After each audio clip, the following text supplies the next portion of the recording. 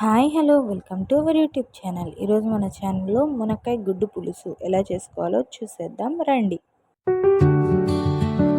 First మనం టమాటా, ఉల్లిపాయలు, పచ్చిమిర్చి, మునక్కాయలు కట్ చేసి పక్కన పెట్టుకోవాలి. అలాగే 7-8 ఎగ్స్ దాకా బాయిల్ చేసి ఇవి కూడా పక్కన పెట్టుకోవాలి.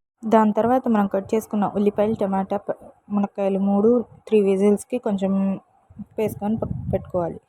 ఒక కడాయి తీసుకొని అందులో కొంచెం ఆయిల్ వేసుకొని ఉప్పు, పసుపు వేసుకొని ముందుగా బాయిల్ చేసి పెట్టుకున్న ఆ ఎగ్స్ కొంచెం గోల్డ్ కలర్లో వచ్చేదాకా ఫ్రై చేసుకొని పక్కకు తీసుకోవాలి.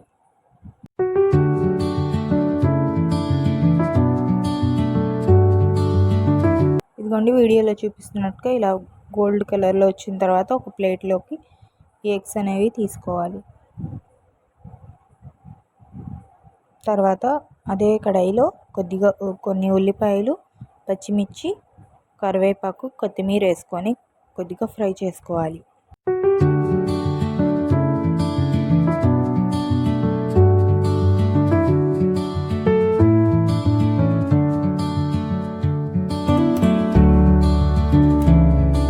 అవి కొద్దిగా ఫ్రై అయ్యేదాకా మనం చింతపండు గుజ్జుని ఇలా గుజ్జు చేసుకొని పక్కన పెట్టుకోవాలి.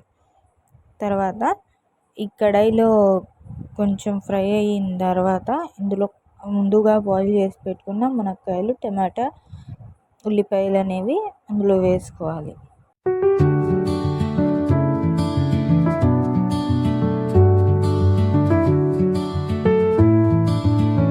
ఈ కూర అనేది కొంచెం మగ్గిన తర్వాత అందులోనే 2 స్పూన్స్ కారం అనేది యాడ్ చేసుకోవాలి.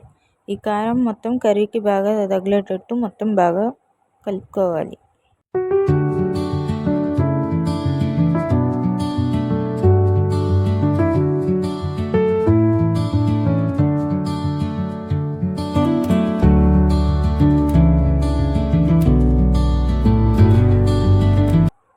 కర్రీ కొంచెం మగ్గిన తర్వాత ఇందులో కొంచెం అల్లం వెల్లుల్లి పేస్ట్, ఎగ్స్ బాయిల్ చేసి పెట్టుకున్నాం కదా, ఆ ఎగ్స్ అనేవి అందులో వేసుకొని ఇంకొంచెం సేపు మగ్గనివ్వండి. కొంచెం కర్రీ అనేది చక్కగా బాగా అయిపోయేదాకా పెట్టుకోండి.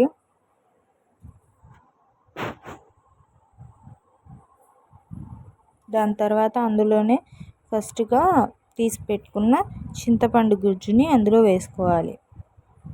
ఈ చింతపండు గుజ్జు మొత్తం బాగా బాయిల్ అయ్యేదాకా చక్కగా ఉంచుకోండి.